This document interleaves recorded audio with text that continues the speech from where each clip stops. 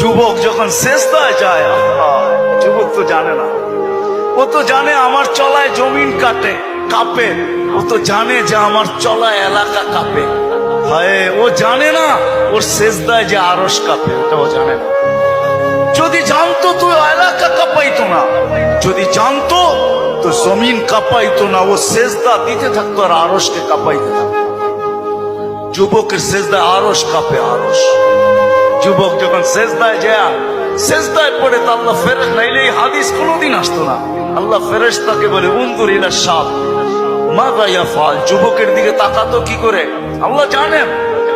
তো ফেরেশতা বলে জাআলা আজলাহু ওয়া মাজালাহু লিআজলিক, সবকিছু বিসর্জন দিয়ে আপনার কুদরতি পায়ে মাথা ঠেকায় আছে।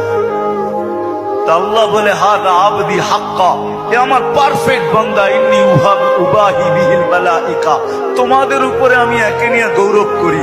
যখন সেজদায় চিৎকার দেয় সুবহানা রাব্বিয়াল আলা, আল্লাহ বলে সাব্বাহতানি সাব্বাহতুক, তুই আমাকে পবিত্র বললি, যাহ তুই পবিত্র, তোর গুনাহ মাফ, সেজদার থেকে উঠার আগে মাফ।